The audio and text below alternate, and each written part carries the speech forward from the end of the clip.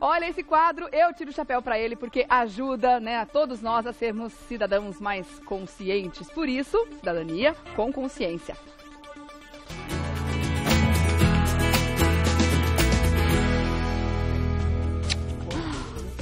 Já estou aqui cumprimentando, doutor Unis Kifuri, seja bem-vindo sempre. Obrigado, meu uma querido, alegria, tudo bem? viu? Tudo bom? Alegria é tudo nossa, Vamos toda lá. nossa. Porque, afinal de contas, essa semana, ela é extremamente importante. Muito. A gente está aí em momentos muito decisivos, né, da escolha. As pessoas... Eu converso com muita gente ainda está com dúvida. Não estou falando só na questão de qual candidato X ou Y, porque não é esse o nosso assunto, mas também em como funciona o processo eleitoral. Existe muita mentira acontecendo na internet. A gente recebe fake news o tempo todo.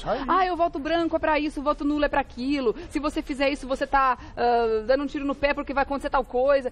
E as informações não chegam da forma correta no ouvido dos eleitores. Então a gente está aqui hoje para desmistificar essa história toda.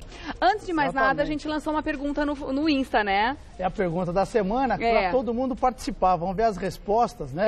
Aliás, eu vi as respostas, eu fui olhando ao longo da semana as respostas. Eu tô entrando agora. A gente fez a pergunta, qual é a diferença entre voto branco e votos nulos? E é engraçado que as respostas foram as mais variadas. Um disse que o nulo é o nulo e o branco é o branco. Eu falei, que bom, essa é... Tem aqueles fake news de que é diferente um, de que é diferente outro. E a ideia do programa, do Cidadania Consciente aqui no Revista da Cidade, é exatamente você interagir. Porque é muito fake news, como a Regiane falou, e aí a gente tem que decidir, nós temos que votar. Nós estamos num momento muito importante para o país. Então, a grande questão é o seguinte, você precisa escolher, mas aí você precisa saber para que você está escolhendo. Eu dou um exemplo. Imagina que a torneira da sua pia está quebrada.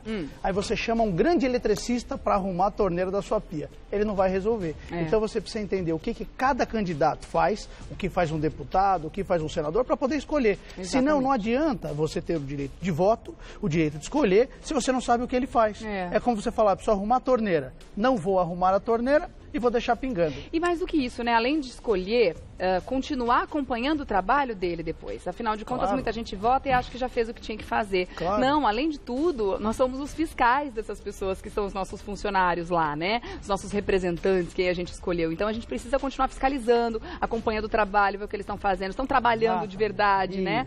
Então, a gente tem um trabalho bom pela frente ainda. Por isso que é bom a gente entender. Eu vou deixar aqui a pergunta do Insta para depois, até para dar tempo do pessoal responder ainda mais e a gente ouvir a sua opinião. Está lá no Insta, @Revista da Cidade, entre lá e coloque o que você acredita que é a diferença entre o voto branco e o voto nulo e qual a função de cada um. Mas aí a gente vai respondendo outras perguntas enquanto isso. Vamos rodar a primeira? Vamos lá, vamos a primeira. Vamos ver como está. Do Estado e o outro de uma federação, uma coisa mais encorpada, maior, com maiores responsabilidades, acredito eu. Olha, sinceramente eu não sei, porque eu acho que o deputado estadual vai atuar pelo estado de São Paulo, e o federal pelo Brasil todo. Não, mas aí é fácil demais também.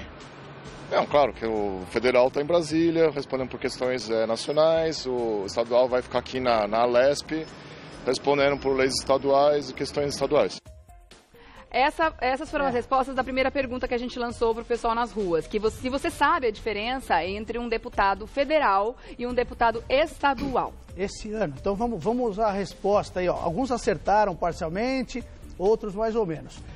Você vai votar esse ano para deputado federal e para deputado estadual. Os dois são deputados, mas são diferentes. Você vai dizer, a primeira diferença é que um está em Brasília, é federal, e outro está em São Paulo, é o estadual, ou está no seu estado, é o estadual. Perfeito. Essa é a diferença. Segunda diferença é o que eles votam, o que eles deliberam. Eu separei aqui algumas questões. Por exemplo, quando nós falarmos de IPVA, quem vai tratar disso é o deputado estadual.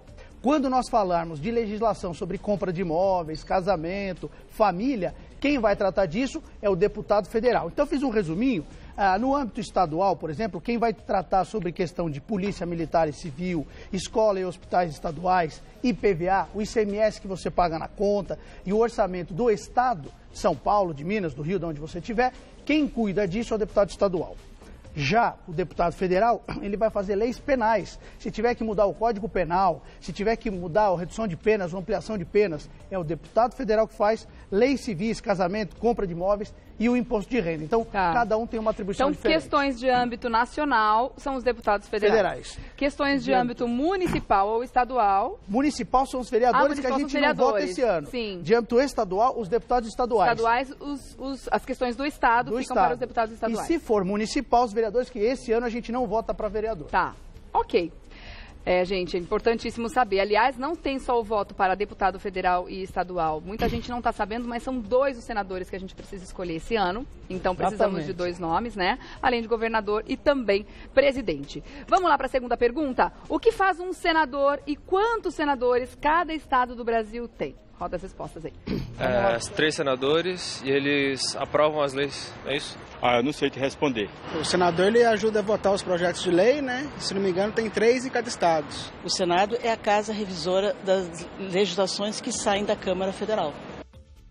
Qual será o papel do senador? O papel do senador. Então, vamos explicar. O senador, ele é representante do estado. Então, todos os estados, São Paulo, Rio, Minas, cada estado tem 3 senadores. A função do senador, tem aquela foto lá de Brasília, que vê aquelas 2 torres, aquele ali é o Congresso Nacional. De um lado ficam os deputados federais, de outro ficam os senadores. A função do senador é fiscalizar o trabalho do presidente, é julgar o presidente nos casos de impeachment, é fiscalizar o trabalho do executivo, propor leis federais e aprovar as leis que foram aprovadas pelos deputados federais. Então, sempre que um deputado federal propõe uma lei, essa lei é votada pela Câmara dos Deputados em Brasília e no ato seguinte vai para o Senado Federal e eles aprovam. E os senadores também podem propor uma lei, essa lei sendo aprovada no Senado, ela vai para a Câmara dos Deputados para ser aprovada. Aí depois que os 2 aprovam, isso vai para o presidente da República. Então, a função do senador é muito importante e nós temos o trabalho de fazer leis, mas acima de tudo, de fiscalizar o governo federal na sua execução. Aliás, Regiane, uma dúvida que as pessoas têm, eu vejo nos debates, todo mundo achando que o presidente vai ser o rei absolutista, e não é, ele depende do Congresso. Claro, então, não decide nada importante sozinho. Quanto escolher o candidato a presidente e governador, ou até são mais os importante. deputados federais, os senadores e os deputados estaduais, porque são eles que vão votar as leis. O presidente e o governador têm que sempre se submeter ao Congresso ou à Assembleia Legislativa. Então, nós precisamos também escolher direito a esses 2. Como a gente tem um histórico de precisar de vice muitas vezes, né? A nossa história já disse isso. Na falta do vice, muitas vezes é o presidente do Senado que assume, né? Então, a gente tem toda essa hierarquia para saber também da importância dos senadores. A hierarquia é a seguinte, se o presidente não tiver, quem assume é o vice. Se o vice não tiver, quem assume é o presidente da Câmara dos Deputados. Da Câmara dos Deputados primeiro. Se o presidente da Câmara dos Deputados não tiver, quem assume é o presidente do Senado. Se o presidente do Senado não tiver, é o presidente do STF. Olha só, gente. Então, olha a sequência. É importante demais saber disso. Daqui a pouco eu volto e a pergunta vai ser, uma pessoa pode se candidatar sem fazer parte de nenhum partido? Ficou faltando você falar de quantos senadores tem cada estado. Eu dou um recado e já volto. Até já. Tá? Que é a segunda pergunta dentro da número 2 aí. Vamos voltar? Ficou faltando o complemento da pergunta, que é: quantos senadores cada estado elege? Cada estado tem 3 senadores. Então, não importa o tamanho do estado, se ele é grande, se ele é pequeno, se tem muita gente. Então, tem uma diferença. O número de deputados federais varia de acordo com a população de cada estado. Mas o número de senadores não é sempre proporcional. É fixo, 3 por estado. Tá. Rio tem 3, Minas tem 3, São Paulo tem 3. Olha aí que sempre bacana, assim. Muito bom. Vamos lá falar então com as pessoas que responderam a pergunta número 3, que é a seguinte: uma pessoa pode se candidatar sem fazer parte de nenhum partido? Não. Essencialmente, sim. Todo cidadão tem o direito a se candidatar. Felizmente não pode, porque tem que ter, né? É norma. A minha opinião, deveria. Mas não é bem assim, olha né, só, Dudu? a gente fala assim, todo mundo tem direito de votar e ser votado. É verdade, entre aspas. Você só tem o direito de ser votado se um partido te autorizar a ser candidato. Pode ser votado lá na reunião do condomínio. Pode, enfim. você não é. Em alguns países, aliás, é interessante, em alguns países você pode ser candidato sem estar afiliado a um partido. Então eu vejo muitas vezes, quando a gente pega um táxi na rua, o pessoal falando, tem muito partido, tem pouco partido. A questão é a seguinte, se você tivesse só 2 partidos, só teria 2 candidatos. Então o importante nesse caso, é saber o seguinte: para ser candidato no Brasil, precisa sempre ser filiado a algum partido. Tá certo.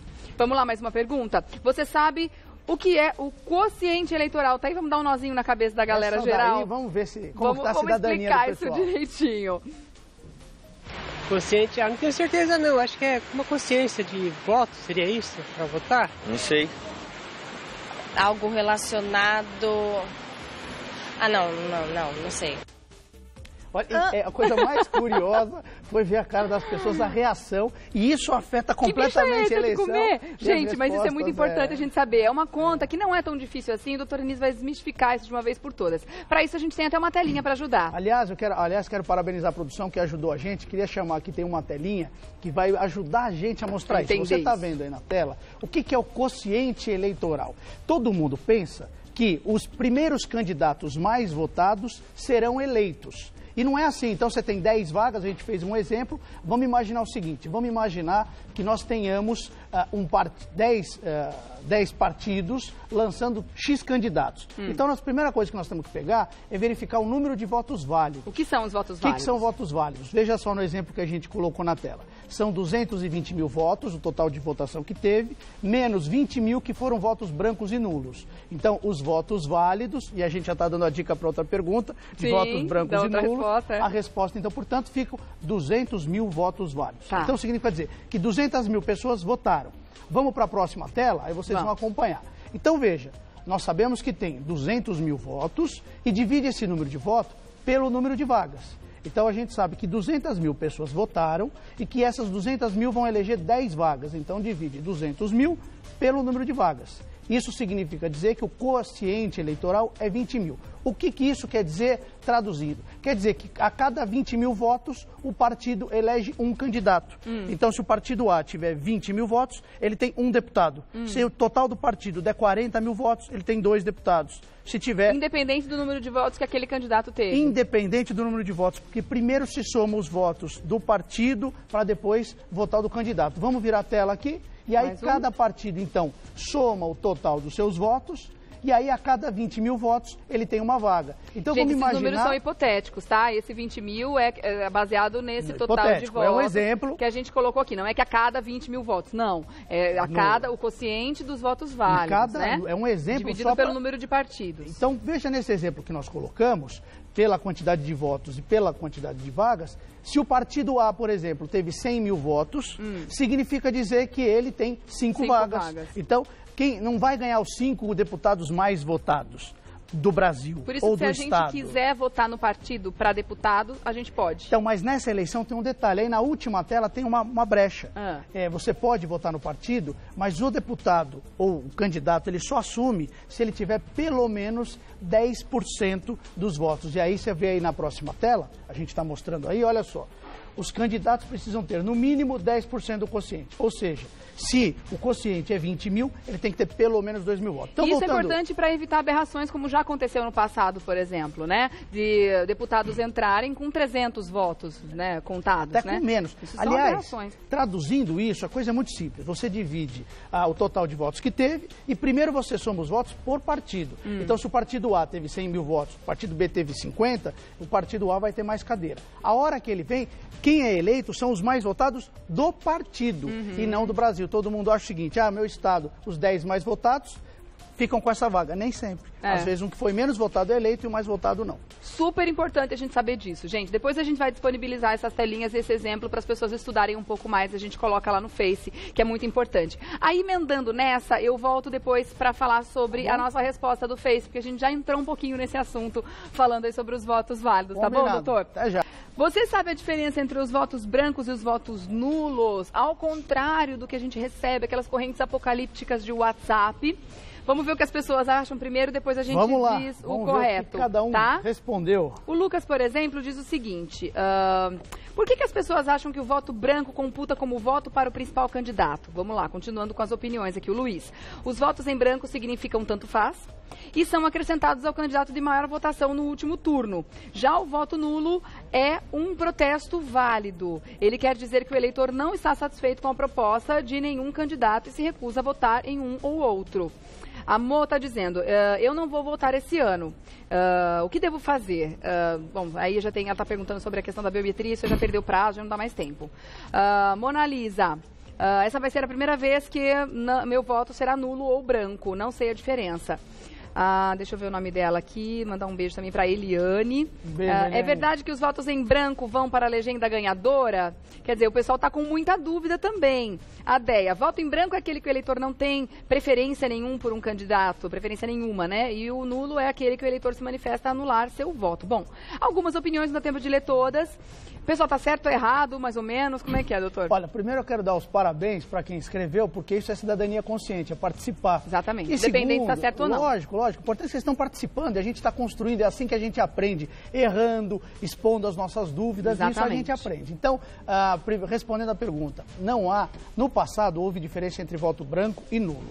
Hoje não há diferença. O que acontece é que quando você vota branco ou nulo, o que a gente não recomenda, significa dizer que você está aceitando o resultado que vier. Que as outras pessoas escolherem, né?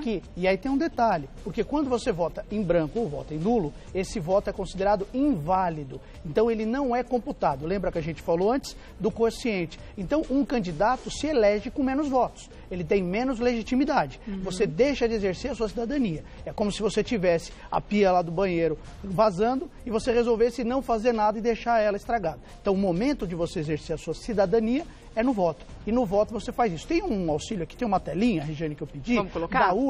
da urna para dizer como que vota branco e como que vota nulo. Você vê que tem uma tela do branco, tem um corrige e tem um confirma. Não tem uma tecla nulo. Tem que dizer, eu quero anular. Para anular, você digita 999999 e confirma, porque o número está errado. Aí ele vai reconhecer que aquele número é errado e vai considerar um voto nulo. Para votar em branco, tem a telinha em branco. Se você digitar o número errado e quiser corrigir, você usa a tecla do meio. E se confirmar, aparecer a foto do seu candidato, você aperta confirma e ouve aquele barulhinho. Mas a recomendação é nunca votar em branco, nunca votar em nulo. Pesquisar o seu candidato. O número de votos válidos e isso vai ter consequência no quociente eleitoral, Exatamente. que também tem consequência na escolha dos deputados. Então isso muda bem Quando o cenário. você deixa de votar, você está ajudando os outros candidatos porque o seu voto não foi computado. Então, por conta disso, não é recomendado nem votar em branco nem nulo. Tá, mas essa história de que o branco vai para o candidato que tem maior votos, isso aí não existe. Ou que um anula, o outro não existe isso. Tá, Os dois estão na mesma vala. Claro, mas ele afeta a contagem de votos. Sim, tá certo. Bom, vou deixar aqui já no ar a próxima pergunta. Olha que interessante. O presidente da República pode vetar leis federais e estaduais? O que o pessoal diz? Eu acho que não, porque aí seria mais uma coisa mais de ditadura, né? Eu tenho quase certeza que sim, porque certas leis precisam respeitar a Constituição. E a Constituição é uma coisa que é do território brasileiro, não é só federativa. E aí? Olha que curioso, né? O pessoal falou em ditadura. Não tem nada a ver com ditadura, é democrático, é constitucional, está na Constituição. O presidente da República, quem faz a lei, só para a gente entender, quem faz a lei é o Congresso Nacional, que é composto pelos deputados federais e pelo senador, o legislativo, eles fazem a lei. E essa lei vai para o presidente da República, o presidente da República pode sancionar e dizer está valendo, ou ele pode vetar. Quando ele veta, ele vai explicar por que ele está vetando. Porque viola a Constituição, como bem falaram, ou porque não é factível, ou porque a lei tem algum erro, e aí ele devolve, que se ele vetar, ele devolve isso para o Congresso. E o Congresso vê se concorda com o veto do presidente ou não. Agora um detalhe, o presidente da República só pode vetar leis federais. As leis estaduais, quem pode vetar é o governador. E aí o Congresso, em última análise, vai dizer se concorda com o veto do presidente, pelas razões que ele explicou, não pode, porque é inconstitucional, aí o Congresso diz, de fato estava errado mesmo, e aí fica vetado, ou derruba o veto do presidente.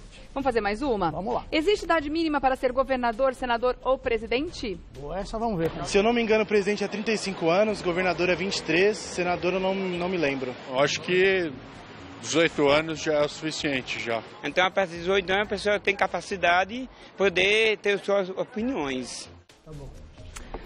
Objetivamente, para Objetivamente, quando você não quiser perguntar a idade para alguém é feio, você pergunta para qual cargo ele pode concorrer, você tem a resposta. Diferença?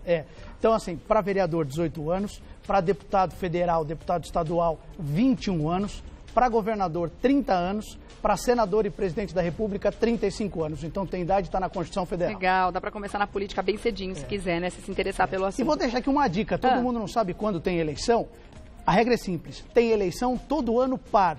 Todo ano ímpar não tem eleição. Agora nós temos a eleição geral, que você vota para tudo, menos o local, menos para prefeito e vereador. Local. E daqui 2 anos a gente vota para prefeito e vereador. Legal. E nesta eleição nós vamos votar para 2 senadores. Tá bom. Doutora Anis Kfouri, temos uma live marcadinha para agora às 11h15, terminando Revista. Corre pro Face do Revista da Cidade. Doutora Anis estará por lá, esclarecendo as suas dúvidas ao vivaço. Então não percam, tá? Lá no Facebook, no Revista da Cidade. E aí você faz contato com a doutora Anis, @Anis Kfouri lá no Instagram. Obrigada, meu querido. Intervalo, a gente volta Parabéns, já. Viu? Obrigada, viu?